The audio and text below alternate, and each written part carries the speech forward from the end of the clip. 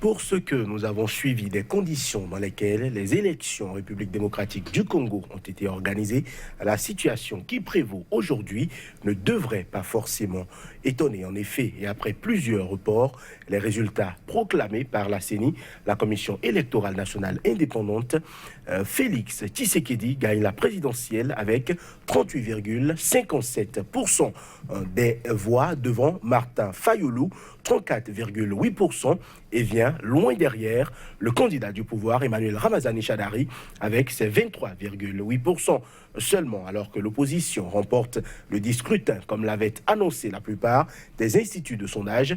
Ces résultats sont loin de faire l'unanimité. Martin Fayulu, arrivé deuxième, revendique une victoire avec plus de 60% des suffrages et saisit la Cour constitutionnelle afin d'être rétabli dans son droit, dit-il. Pour lui, le président désigné par la CENI a été nommé par les organisateurs du scrutin et non élu par le peuple congolais. L'ambiance est délétère et des morts sont déjà signalés dans des échauffourées par endroits.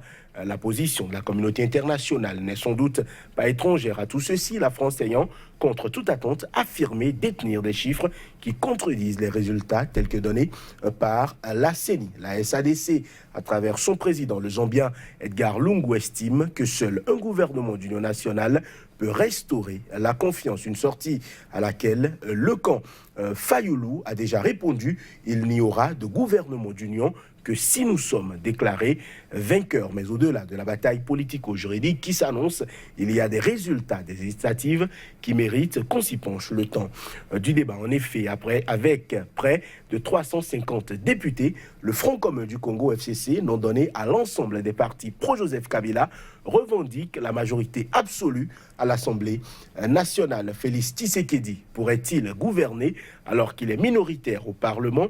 Quelles issues s'offrent aux acteurs politiques congolais? Élection en RD Congo, victoire de Félix Tshisekedi, cadeau empoisonné de Joseph Kabila ou expression du choix populaire? C'est autour de ce thème que se fera l'émission du jour. À toutes et à tous, bonjour et merci de rester fidèle à Angle de Vue, l'émission qui permet le décryptage de l'actualité sur le continent africain. Place au débat, on revient juste après l'intermède.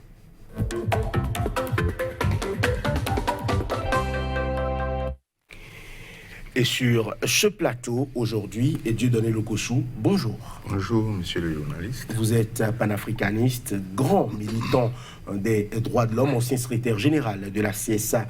Bien, un plaisir de vous avoir sur ce plateau. Face à vous aujourd'hui, Solomon Hamzat, bonjour. Bonjour, Shalom. Vous êtes spécialiste des questions de protection de sécurité. Vous êtes aussi président du mouvement patriotique de la jeunesse panafricaine. Messieurs, merci donc d'avoir accepté notre invitation pour débattre de l'actualité sur la RD Congo. Dieudonné Lokossou, on a accusé la CENI de traîner la publication des résultats dans le but de préparer un coup. Est-ce que vous avez aujourd'hui le sentiment que cette institution d'arbitrage, on va dire, a joué sa partition? Non, moi je pense qu'il faut commencer par le président même qui est là. Les élections devraient se faire depuis 2007. Donc il y a eu un bonus forcé de 2 ans. Donc tout ça déjà, c'est pour préparer certainement des élections truquées. Parce que c'est quand il s'est senti prêt qu'il a lancé le top. Et aujourd'hui, on a vu les résultats. Donc pour moi, s'il y a eu tant de bruit autour d'une élection attendue depuis, ça veut dire que c'est une alternance truquée. Donc la CENI n'a pas joué son rôle, surtout lorsqu'on voit la manière dont les résultats ont été proclamés par voie électronique, sans support. Eh bien, on ne peut que avoir de doutes. Il y a une suspicion légitime. Donc, ce n'est pas les voix des Congolais issus des urnes qui ont été, c'est pas les voix des Congolais qui sont proclamées. À l'analyse des faits, avec tout le tollé qu'il y a autour de pas à travers le monde, il y a un problème des élections, surtout en Afrique. Et surtout que celui qui est là aujourd'hui, le président Joseph Kabila, a bénéficié d'un transfert dynastie du pouvoir. Son papa était dans le maquis, a chassé un certain Mobutu, qui aussi a géré le pays avec une dictature effroyable pendant plus de 30 ans. Et le petit, après l'assassinat mystérieux de son papa, il a pris les rênes du pouvoir. Ensuite, ça a été confirmé par une élection. Et lorsqu'on organise une élection dans des conditions normales, celui qui est au pouvoir, il a désigné quelqu'un qui s'est retrouvé en 3e position. Et le tandem Tshisekedi et Kamere, qui était à Genève, a scellé un accord avec 2 poids lourds de l'opposition, Bemba. Ils sont un certain nombre. Et brutalement, il retourne Kazakh. Il revient, il dit, les militants, la base, non, ne veulent pas de ça. On a comme l'impression qu'il n'a joué qu'un rôle de sapeur. Il a joué un rôle, on dirait qu'il était une courroie de transmission entre l'opposition organisée et le pouvoir en place. Et c'est presque, non seulement un cadeau empoisonné pour le président qui est élu, parce qu'il est obligé de composer avec celui qui est là depuis un certain nombre de temps. Voilà. Ce n'est pas une bonne chose pour la démocratie en Afrique. Voilà. Monsieur le Madame, la CENI, selon vous, est-ce que cette CENI-là a donné le vrai résultat issu des urnes? Je vais déjà commencer par vous présenter mes meilleurs vœux à tous les téléspectateurs et au peuple congolais, en particulier, puisque c'est du Congo qu'il s'agit. Tout à fait. La question que vous me posez de savoir si la CENI a donné les vrais résultats, est-ce qu'il y a une élection sans couac? Je me pose cette question. Et je me réponds en ce sens-là que même aux États-Unis, l'élection passée du président Trump est encore devant les tribunaux. En France, je ne vous dis même pas, parce que là-bas c'est la catastrophe. Donc, vous dites que la CENI a donné un résultat exact. Je ne saurais me mettre à la place du président de la CENI, qui est seul responsable, n'est-ce pas, devant l'histoire, avec évidemment les membres, des déclarations qu'il fait. Et que nous prenons en compte, puisque c'est la seule institution, selon nous, constitutionnellement reconnue et habilitée à donner des résultats. Tout à fait. Donc, si la CENI vient nous dire qu'il y a eu 10%, qui suis-je pour vous dire qu'il y a eu 20%? Alors, selon vous, sur le Madame Zad, qu'est-ce qui pourrait alors justifier la réaction de la CENCO, qui a quand même clairement dit que les résultats donnés par la CENI ne correspondaient pas à l'expression populaire? Qu'on ait cette CENCO-là, qui donc représente l'Église catholique, le clergé catholique, et qui a quand même déployé plusieurs milliers, notamment 40 000 observateurs dans tout le pays, et qui contredit officiellement, voilà, qui contredit officiellement les résultats de cette CENI-là. Est-ce que cela n'est pas du grain à moudre pour ceux qui estiment que cette CENI-là est de connivence avec le régime Kabila? La démocratie, c'est aussi le respect des institutions, n'est-ce pas? Si la CENI est la seule institution habilitée à donner des résultats, je ne vois pas qu'est-ce que vient foutre la CENCO dans cette affaire. Et mieux, les prêtres ne sont pas des politiques, à ce que je sache. Ils s'occupent des affaires religieuses. Donc, même si on considère le Vatican comme étant un État, je crois que c'est un État avec beaucoup plus de connotations religieuses. Ce n'est pas un État laïque comme on le connaît, le nôtre ou celui du Nigeria ou de la France, etc., etc. Et il faut reconnaître que dans ce jeu-là, dans cette proclamation de la CENCO, proclamation en guillemets, en tout cas qui fait dire que les résultats qu'elle a ne sont pas conformes à celles de la CENI, Moi, je me pose une question aussi. Laquelle? La question de savoir, mais qui constitutionnellement doit donner les résultats au Congo? Est-ce la SENCO ou la CENI? Si c'est la SENCO, ben prenons en compte les résultats de la SENCO et qu'elle les publie et qu'elle nous donne le nom du gagnant. Voilà. Si ce n'est pas le cas, ben écoutez, quel range qui retourne à leur soutane et qu'on s'en arrête là. Je vais opiner un peu sur rapidement. Allez. Alors là, j'ai entendu des choses vraiment qui m'ont fait suffoquer. La démocratie, c'est le respect des institutions. Est-ce que le président qui est là respecte les institutions?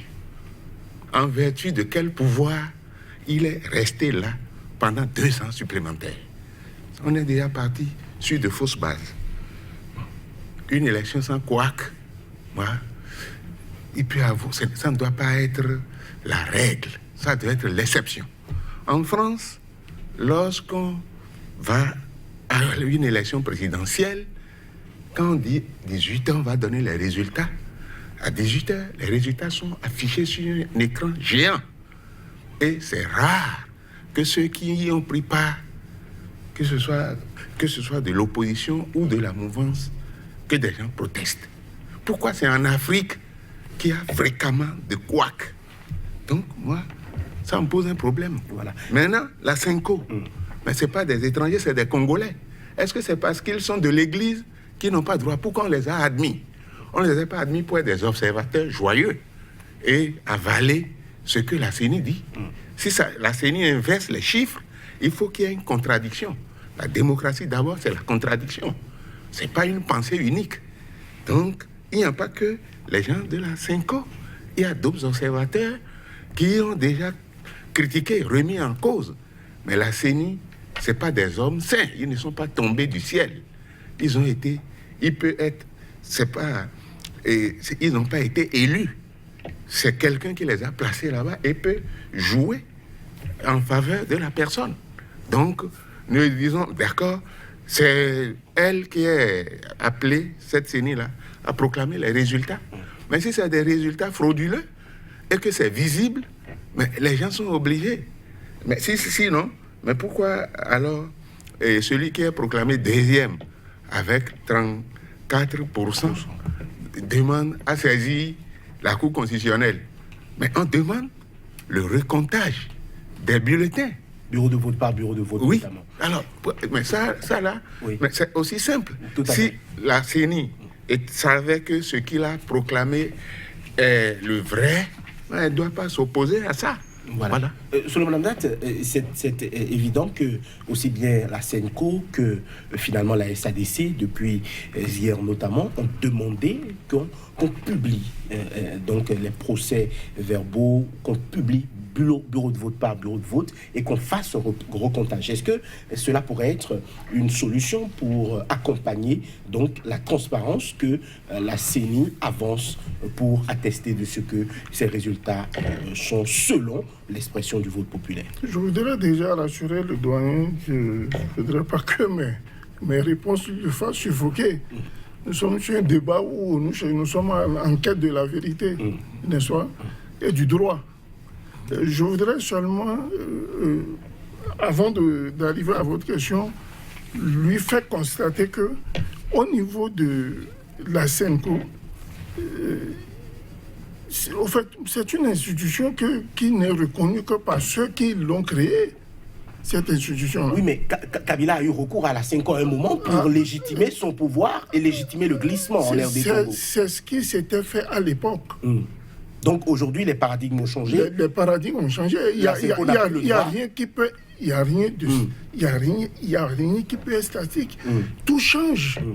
Et vous faites en fonction de ce qui doit être fait. Je peux, si c'était permis, rappeler à mon doyen qu'à un moment donné de l'histoire même de notre pays ici, il a fallu qu'il se réveille. Et lui et certains de ses camarades pour dire non à un certain nombre de choses. Les choses sont selon le temps. Leur époque n'est pas celle d'aujourd'hui. D'accord? Si, entre-temps, celle d'aujourd'hui n'est pas la meilleure. Non, je n'ai pas dit ça non plus. Nous allons rester sur le cas congolais. Je n'ai pas dit ça non plus. Mais si nous nous en tenons à ce que non. Allez-y. Si la CENI aujourd'hui décide de proclamer les résultats, c'est parce qu'elle est la seule institution habilitée à le faire. La CENCO, selon vous, n'a donc pas le droit de se prononcer? Non, la CENCO a le droit à un avis peut-être consultatif. Mais si la consultatif, la CENCO n'a aucun droit, ni juridique, ni constitutionnel, à proclamer des résultats. D'accord.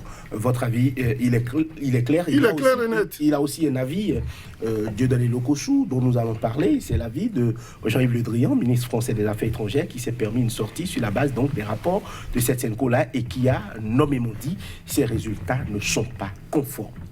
Il n'y a pas que lui. Il faut aller aussi en Belgique. Le ministre de la Défense aussi a dit que ce n'est pas des chiffres exacts. Et bon, alors, on ne peut pas... C'est pas parce que la CENI est issue de la Constitution qu'elle doit faire de n'importe quoi pour amener le trouble dans un pays qui en a déjà connu. Après la proclamation de ces résultats, est-ce qu'on peut compter combien de cadavres il y a eu? Est-ce qu'il faut gouverner avec les bains de sang? Chaque fois qu'il y a élection en Afrique, c'est machin. Mais il arrivera un moment où les gens vont laisser pas. Quand je prends le cas de la France, le droit existe, la démocratie est parfaite. Enfin, entre griffes. Mais les gens qui portent les gilets jaunes, mais constitutionnellement, ça n'existe pas. Le plus grand réformateur des présidents français, c'est le jeune Macron. Et pourtant, il a écouté la rue. Il est revenu sur un certain nombre de décisions. C'est pour dire que le droit n'est pas un droit fermé. Et quand on dit, bon, c'est la CENI qui a... mais pourquoi? Les choses évoluent, d'accord? Mais ça doit évoluer dans le bon sens, en tenant compte toujours du passé. Voilà. Le ministre français des Donc, le ministre français de choses là, c'est vrai, bon. Et si les choses se passaient très bien, il n'avait pas le droit de s'immiscer dans les affaires africaines, parce que quand les gens font leurs élections là-bas, il n'y a aucun président, au contraire, il arrive des fois où ils ont des coups de main. Mais ça, c'est des gens qui ne le disent pas publiquement. Donc, moi, cette réserve faite, on a quand même, le Congo ne vit pas en vase clos. Il y a les regards extérieurs qui voient ce qui se passe. Donc, si on a permis à Yves Le Drian de dire ce qu'il a dit, c'est qu'il y a un problème de fond. Voilà. L'homme s'est donc permis d'estimer, où il a dit clairement que c'est Martin Fayulu qui était a priori le vainqueur. Est-ce que c'est une sortie opportune pour quelqu'un qui, il y a quelques jours, quelques semaines, a dit à Donald Trump qu'il ne fallait pas s'immiscer, notamment dans le cas de la manifestation des Gilets jaunes? De quoi je me mêle? De quoi je me mêle? Je vois, il faut qu'on sorte de ce mental colon. Ou c'est quand le Drian a parlé, l'homme de couleur a parlé que c'est la vérité. Il en sait quoi des élections au Congo, lui? Est-ce qu'il sait comment les élections étaient financées au Congo? Il sait ce que vit le peuple congolais, lui? Non, écoutez, j'ai 18 ans de France, je ne m'arrête pas de vous le répéter tout le temps. On sait comment ils vivent chez eux et à quel prix ils vivent. Donc, s'ils sont en train de perdre le Congo, parce que c'est là le véritable enjeu. Alors qu'on arrête, s'il n'a rien à faire, qui s'occupe de ces gilets jaunes? C'est plutôt qu'il arrête de venir nous dire ce que nous avons à faire chez nous. Enjeu géopolitique et géostratégique donc.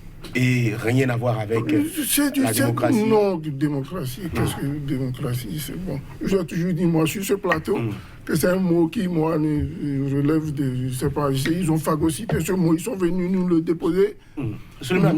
Est-ce qu'aujourd'hui, on ne doit pas, pourquoi pas, repenser le mode de gouvernance en Afrique? On a l'impression que, notamment concernant des questions essentielles comme les élections, on a par exemple vu des gouvernements, notamment au Tchad, où le chef de l'État a argué de ce qu'il n'y a pas de moyens pour organiser les élections.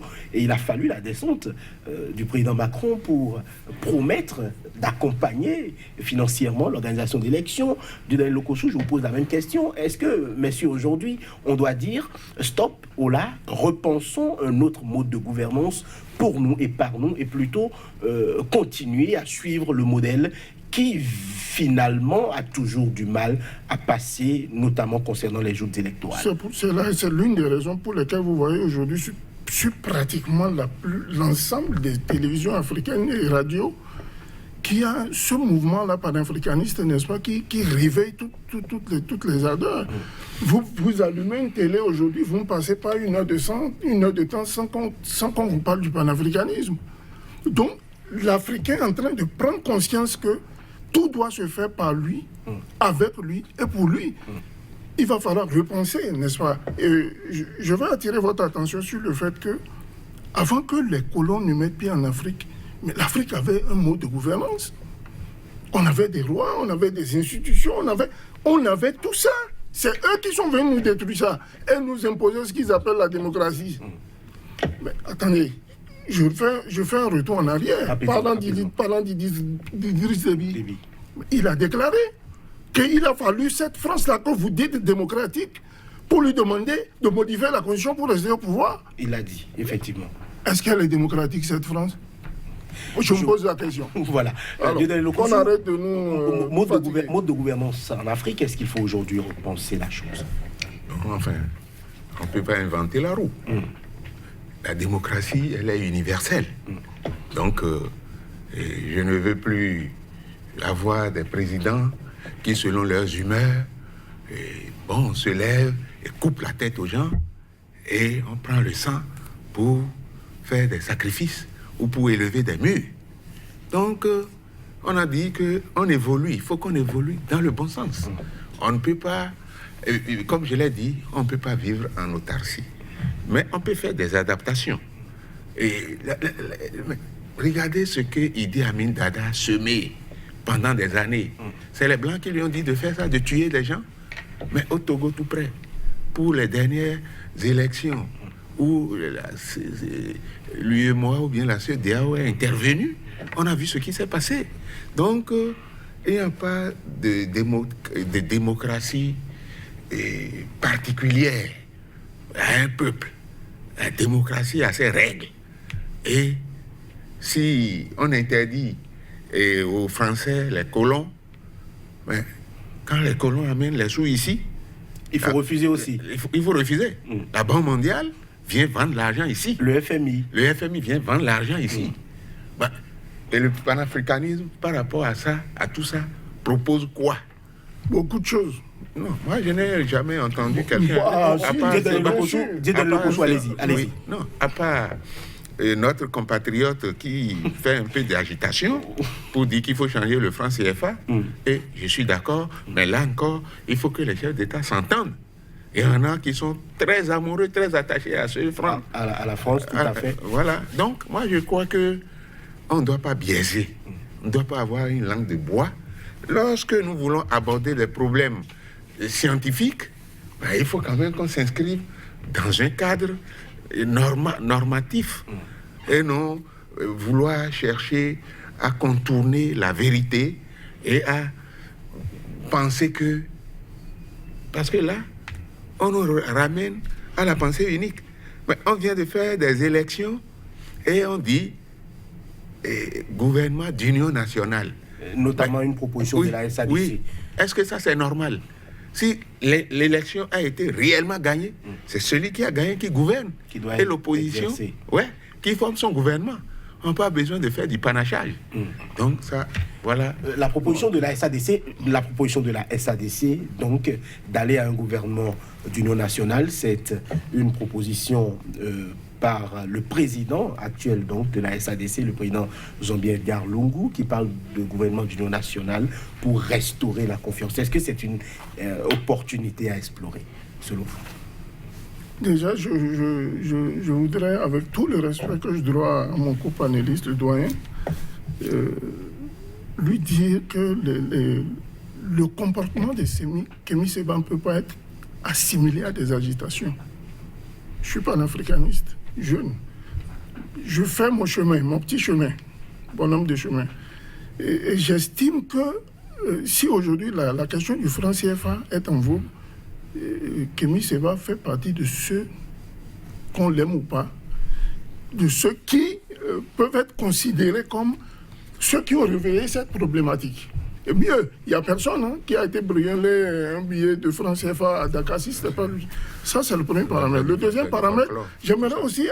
Merci pour le folklore, mais quand même, ça porte des enjeux. Le deuxième paramètre, je reviens à votre question. C'est que qui? Je suis le porte-parole de personne. Non, je reviens à votre question. Dans le cadre de la SADC, je pense que la SADC est une organisation sous-régionale. Tout à fait. Et comme la CEDEAO et d'autres, quand ça ne va pas, leur devoir, c'est d'aller voir qu'est-ce qui se passe et d'aider à régler le problème. Mais il ne leur revient pas non plus d'imposer au Congo démocratique. Ils n'imposent pas, ils font des propositions. Non, écoutez, vous faites des propositions de gouvernement d'union nationale par rapport à qui? À Tshisekedi? À Fayoulou? Ils ont aussi demandé le recomptage des voix. Le recomptage des voix. Bon, est-ce que déjà, par rapport au comptage des voix, est-ce que vous êtes d'accord? Non, pas du tout. Je ne serai jamais d'accord. On ne peut pas recompter les voix? Non, mais écoutez, déjà, je pars du fait que aucune institution n'a donné les moyens au Congo de faire son élection. D'accord? Il est souvent dit que c'est la main qui donne, qui ordonne. D'accord? Moi, je pars du principe que le président Kabila a vu venir tous ces obstacles. Il a décidé de financer, par les moyens de l'État, n'est-ce pas, l'élection qui vient de se dérouler. Attendez, $1 milliard pour une élection, c'est pas des cacahuètes. Vous donnez $1 milliard à notre gouvernement là, ou à un autre, en tout cas, un gouvernement responsable, c'est parti pour le développement. Pour en faire une élection, franchement, il est à saluer sur ce point-là. De deux, je ne me vois pas, en étant chez moi, me faire imposer, n'est-ce pas, des résolutions ou des propositions venant d'ailleurs. Je ne viens pas chez vous, vous dire là où vous séchez vos habits ou là où vous mettez votre matelas. On est quand même des gens responsables. Les Congolais ne sont pas des idiots, encore moins les autorités congolaises. Si le Congo était un État, en particulier le président Kabila était un irresponsable, en guillemets, je pense pas qu'il aurait fait les élections. Et mieux qu'il aurait pris dans l'argent dans la caisse des Congolais pour financer. Écoutez, moi je dis, je lance cet appel aux Congolais. Vous devez être fiers de votre président. Vous devez être fiers de ce que vous êtes l'un des premiers États à autofinancer ces élections. Quand je dis financer, ce n'est pas à hauteur de 2 milliards. Je vous parle du $1 milliard. C'est le seul chef d'État qui, à un moment donné, a su prendre ses responsabilités et a remettre la communauté internationale, n'est-ce pas, à sa place. Beaucoup ont accusé Kabila de s'être réveillé un peu trop tard et d'avoir orchestré tout ceci uniquement pour prolonger son mandat. La politique, c'est le jeu aussi des stratégies. Donc vous êtes d'accord que cela participe à la stratégie politique. Et vous pensez que si Kabila avait nommé son dauphin il y a 2-3 mois en arrière, on aurait pu faire une élection? Donc selon vous, c'est possible que Félix Tshisekedi soit aussi le dauphin du président Kabila? C'est possible? Non, je ne pense pas. Voilà. Bon. Votre avis est Lokossou? Nous sommes en face d'une démocratie escamotée. Est-ce que c'est parce que on a autofinancé quelque chose? Ça, c'est louable. Mais est-ce que c'est parce qu'on a fait ça qu'on peut se permettre de faire n'importe quoi? Parce que moi, j'appelle ça de n'importe quoi. Mais quand vous financez, il faut être fier. Mais personne... Bon, c'est peut-être dans les machins de table, comme l'a dit quelqu'un, que celui qui parle, Robert Bourgi, qu'on finance, mais ce n'est pas à ciel ouvert. Bon, mais est-ce que c'est parce qu'on a financé la démocratie que les Congolais doivent devenir des esclaves? Parce que moi, j'ai eu beaucoup de contradictions. Mais quand on prend le cas de la SADC, on a dit, bon, c'est des machins organisés, ils peuvent intervenir, mais je laisse même cette structure sous-régionale et je prends l'ONU, le Conseil de sécurité, qui s'est préoccupé de la question. Mais si aujourd'hui le Conseil de sécurité estime que la démocratie les résultats ont été truqués, nous allons dire non, ils n'ont rien à voir dedans, alors que mais le Congo appartient à une communauté sur le plan international. Donc, on ne peut pas dire il faut fermer les yeux, ne regardez pas ce qui se passe là-bas. Mais lorsqu'il y a la guerre, le Congo ne fabrique pas, n'a pas une usine de fabrique d'armes. Mais c'est l'extérieur qui finance, qui donne les armes pour que les Africains s'entretuent. Mais ça fait déjà des années, plus d'une vingtaine d'années, que l'ONU a envoyé des gens là-bas. On a envoyé des Béninois, des gens de toute nationalité. À travers la MONUSCO. Oui. Pourquoi le Congo n'a pas dit non?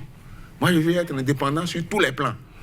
Non. Le Congo n'arrête pas de dire depuis 3-4 ans qu'il faudrait que la MONUSCO quitte le territoire. Non, mais dire ça... Vous êtes d'accord avec moi ou non, pas? Mais non. Et de deux, je vais vous dire une chose, je ne sais pas, l'extérieur ne vient pas donner des armes. Les armes, ça s'achète.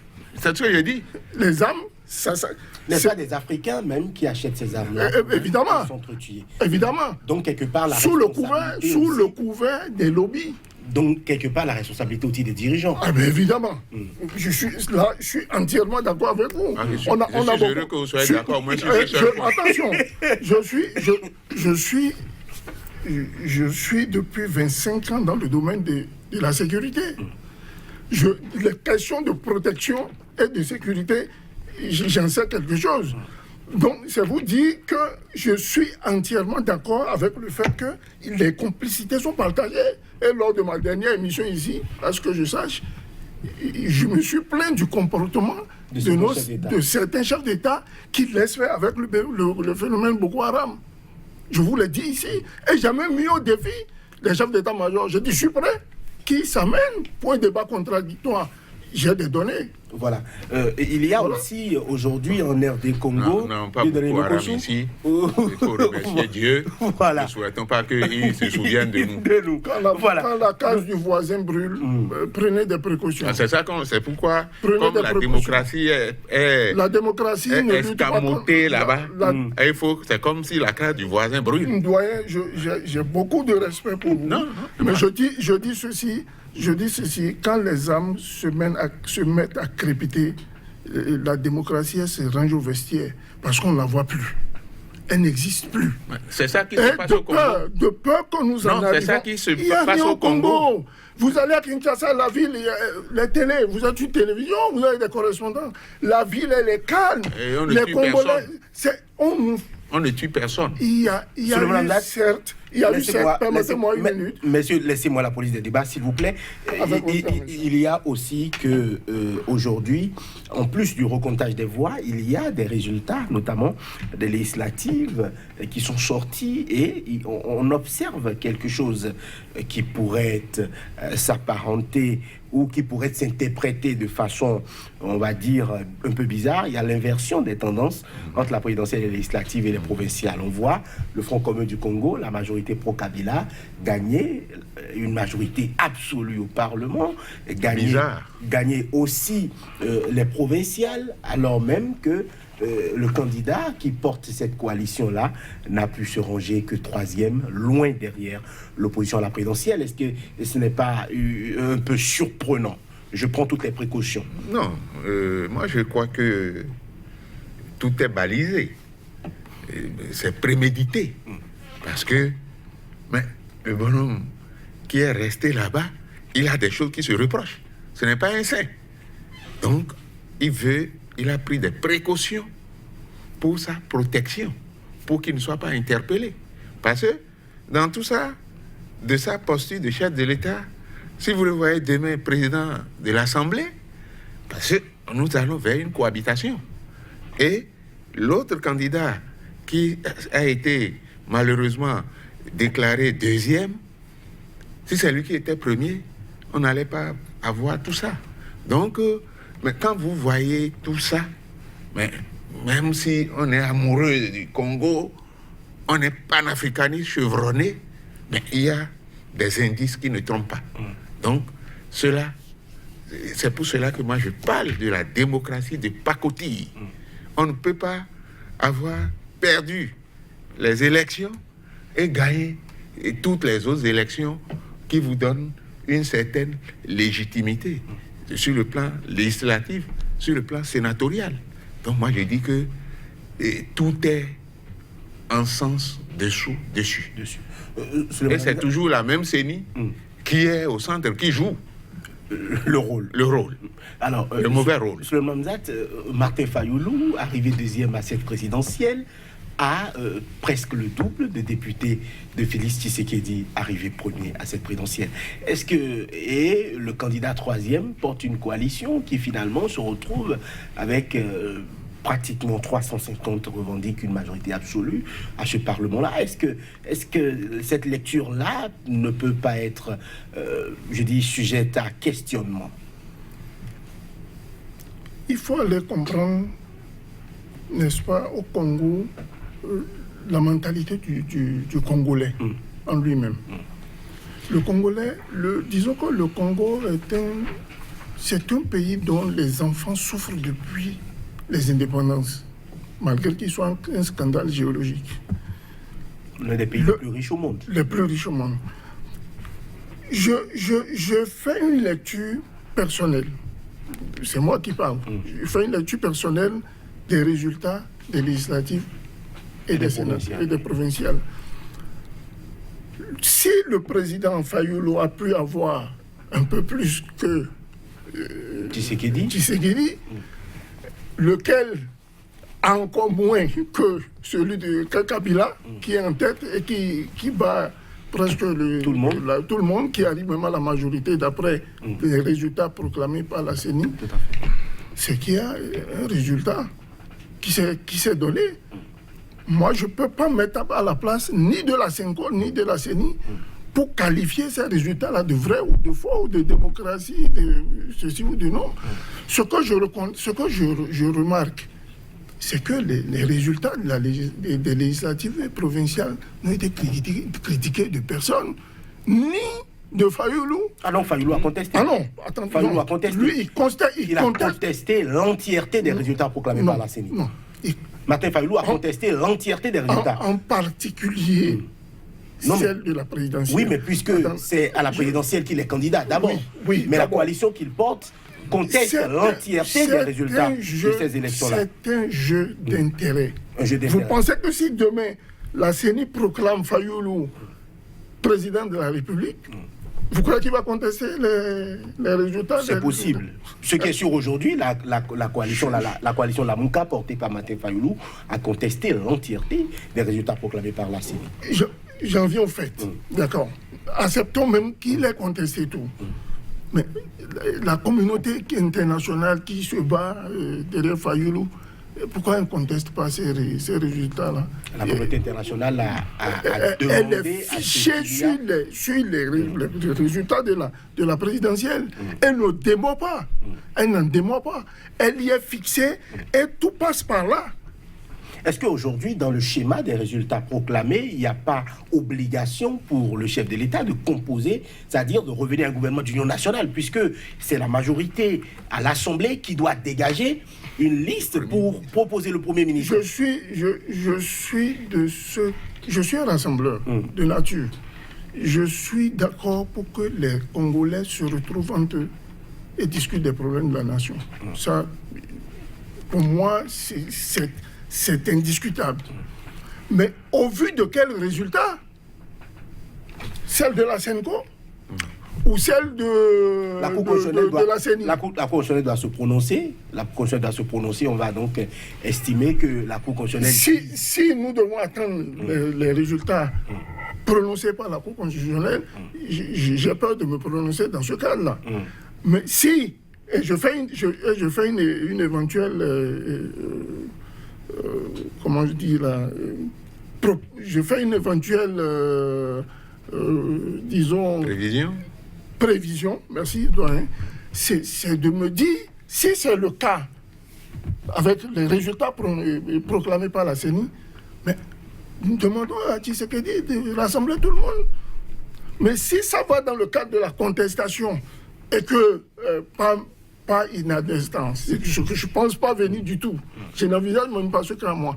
Que ce soit Fayoulou qu'il soit pas miracle, je dis bien pas miracle. Vous avez le sentiment que Fayulu n'a pas gagné les non, élections? moi je n'ai pas dit ça. Je vous dis, j'ai répété plusieurs fois, je ne suis pas la CENI. Oui, mais vous parlez de miracle. On a l'impression que... Oui, je dis miracle parce que votre le position est peuple quand même congolais... teintée d'un peu de... Non, j'observe, je regarde et j'analyse. Le peuple congolais s'est jeté dans la rue. Mais les images, vous les avez, c'est vous qui nous les produisez. Ils se sont jetés, ça a été la fête toute la nuit. J'ai beaucoup d'amis qui sont congolais. J'en ai appelé sur le coup de 8h du matin, j'ai dit, ils m'ont dit, mais ici c'est la joie, nous on n'a pas dormi, on mange, on est dans les Nganda. Les Nganda, c'est les petits bars là, qui sont au coin de rue. En fait, regardez même depuis quelques jours, mais le calme y est dans le pays, en dehors de ces médias mistrines qui viennent nous vendre qu'on est à 150 morts, il y a eu ceci là-bas. Martin Fayulu a aussi mobilisé des gens. Il a mobilisé des gens, il était d'ailleurs à son actif. Oui, il est allé à la Cour constitutionnelle, c'est de son droit absolu, n'est-ce pas, d'aller à la Cour constitutionnelle, de contester les résultats. C'est son droit, on ne peut pas lui empêcher ça. Voilà. Mais n'empêche que la CENI est la seule institution qui déclare les... La Cour constitutionnelle joue alors quel rôle? Au bord du temps. Et quand la Cour constitutionnelle aurait prononcé, on verra. Est-ce que la Cour constitutionnelle a le droit de remettre en cause, sur le plan constitutionnel, les résultats proclamés par la CENI? Absolument. Bon. Alors, c'est pour cela que j'ai dit tout à l'heure, j'attends... Si on se retrouvait dans ce cas, si on se retrouvait dans ce cas, mais on fait quoi?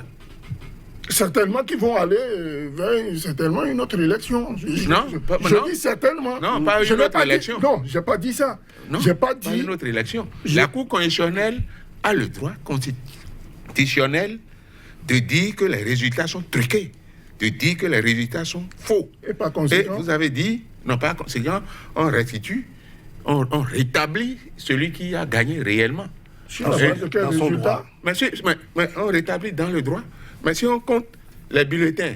Les procès-verbaux doivent être à la possession, soit de la CENI, soit de la Cour constitutionnelle, qui doit faire un travail technique. Après, donc, la proclamation de l'État par la CENI. Il y a eu élection aux États-Unis. Il y a eu des... Non. On n'est jamais allé dans le... Gbagbo Laurent a réclamé le recomptage des voix. Rien du tout. Et tout dernièrement, même au Cameroun, il y a eu des embrouilles. L'opposition a réclamé un recomptage de voix. C'est la même France, celle-là qui aujourd'hui se croit démocratique et qui tire sur son peuple. C'est cette même France-là qui est en train de vouloir foutre la merde au Congo. Ça ne se passera pas, ça ne marchera pas. Voilà. Aujourd'hui, on sait qu'il y a, Souleymane Hamzat, il y a quelques soucis, on va le dire comme ça. Il y a des milliers de personnes qui sont descendues dans les rues, notamment dans l'est du pays, pour dire que le directeur de cabinet du président Joseph Kabila n'a jamais gagné des élections dans cette province-là. Némi Wilondia, c'est son nom. Il a été élu sur un parti satellite du PPRD, parti au pouvoir. Donc, le score fourni par la CENI ne reflèterait pas du tout la vérité des urnes. Il y a donc par endroits des contestations, notamment sur les résultats concernant ces élections, notamment les provinciales et les législatives. Mais ce n'est pas des moutons qui sont allés voter. Ceux qui ont voté savent pour qui ils ont voté.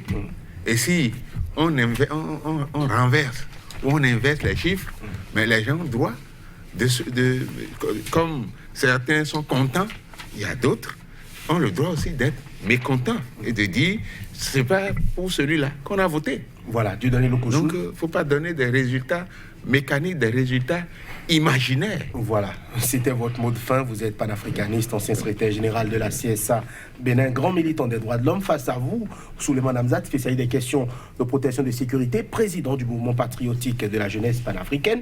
Messieurs, merci, c'est déjà fini pour cette émission. Merci à vous de nous avoir suivis. Tout à fait, nous allons sans doute revenir dans les tout prochains jours, les toutes prochaines semaines, pour reparler sans doute de la confirmation ou non de l'un ou l'autre des candidats comme chef de l'État démocratiquement élu en RD Congo, et sans doute la passation du pouvoir qui doit se faire avant la fin de ce mois de janvier. Merci de nous avoir suivis donc. À très bientôt pour un autre numéro de votre émission. D'ici là, portez-vous bien.